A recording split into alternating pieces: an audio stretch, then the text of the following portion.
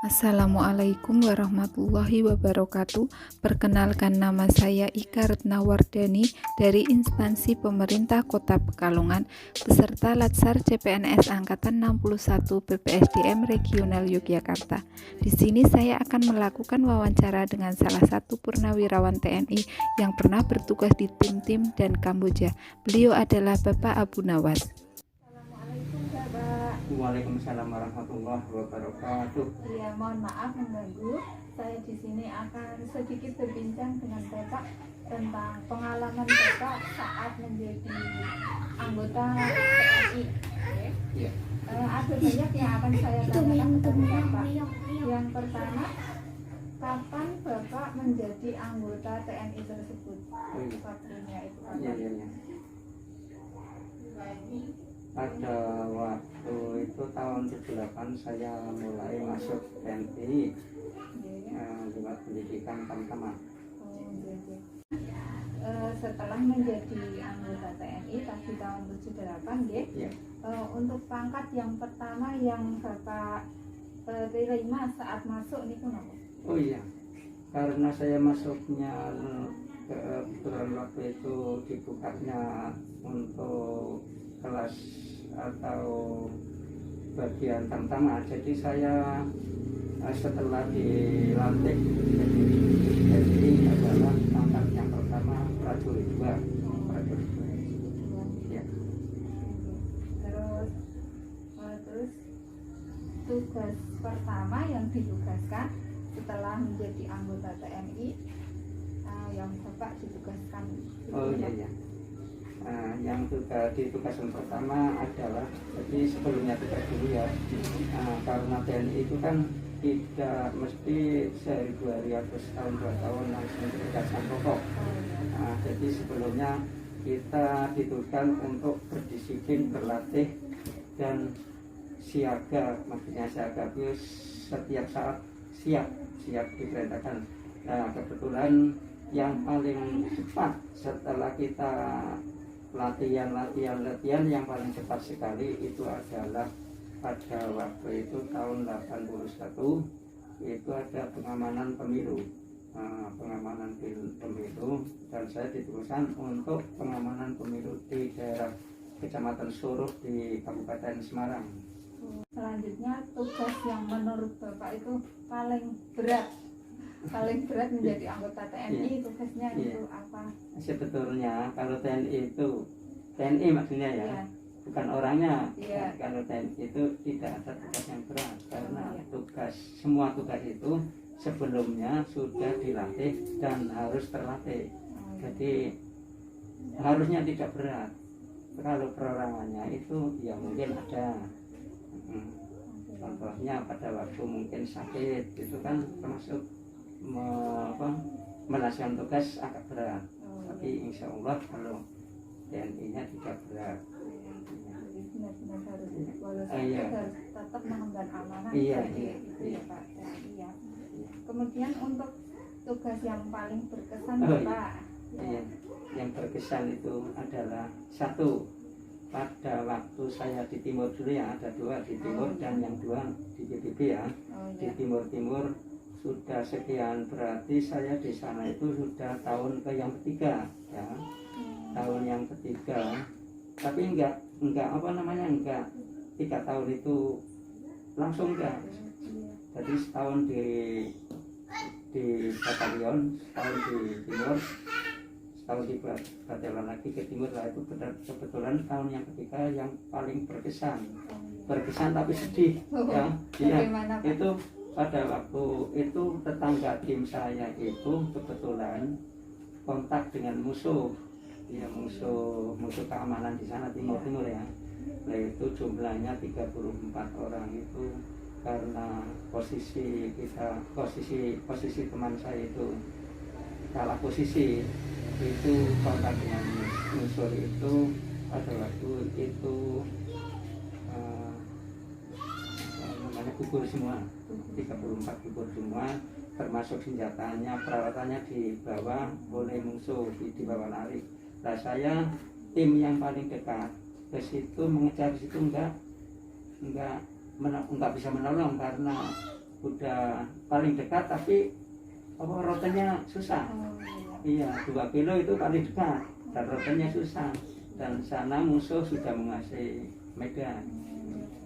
Itu paling terkesan sampai sekarang. Iya, tapi sangat menyedihkan Iya. ya, karena teman-teman Iya. seperjuangan Iya. gugur di sana.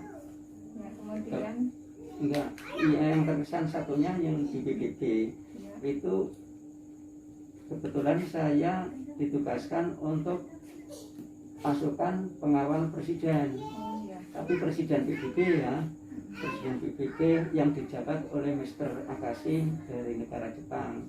Nah itu presidennya itu. Nah saya dari batalion kontingen saya itu ada 5 orang ditugaskan untuk pengaman itu di yang paling terkesan itu sebenarnya karena kita bergabung dengan negara-negara lain yang jumlahnya 30 orang satu platoon.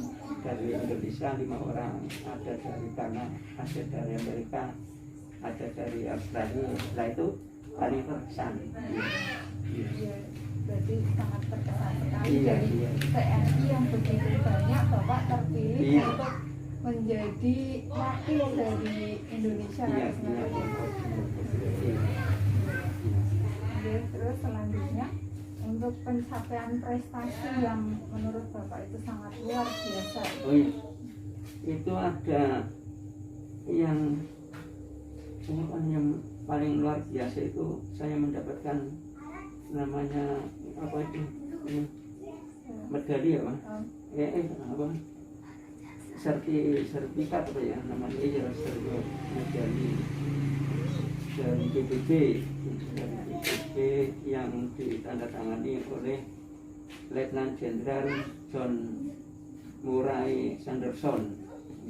Itu karena tugas di Kamboja Itu itu ya. iya di PBB, ini komandan PBB ini. Iya.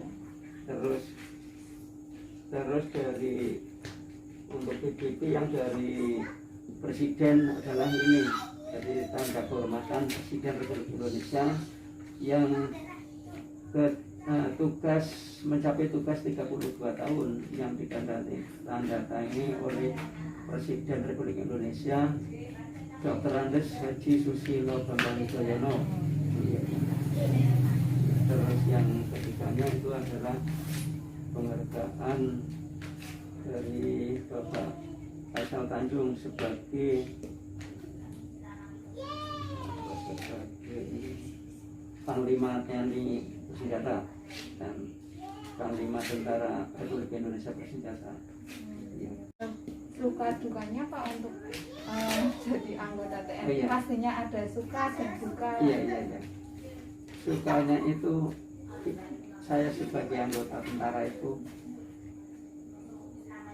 sukanya itu adalah kita kemana-mana itu bertemu dengan teman tentara, ada yang dari Sumatera, dari Kalimantan, dari Irian, Papua maksudnya ya, dari Irian, apalagi pada waktu di PBB itu bertemu dengan tentara-tentara luar di dunia.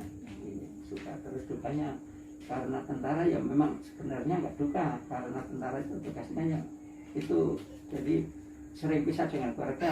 Nah, itu dianggap katanya duka, sebenarnya ya enggak duka karena sudah tugas. Itu sudah komitmen jadi tentara itu memang harus bisa dengan keluarga ya Bapak ya. Jadi seperti itu. Dan kemudian ini dari cerita Bapak itu sangat menginspirasi dari prestasi Bapak seperti itu.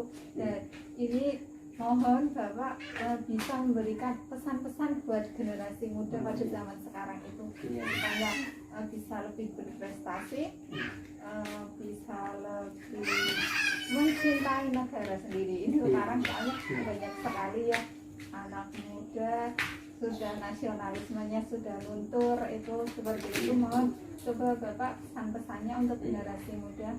Jadi pesan saya untuk generasi muda adalah marilah kita generasi muda belajar atau berpendidikan yang paling enggak yang lebih tinggi, iya lebih tinggi, supaya pandai pintar untuk untuk memajukan negara kita Republik Indonesia supaya negara kita maju.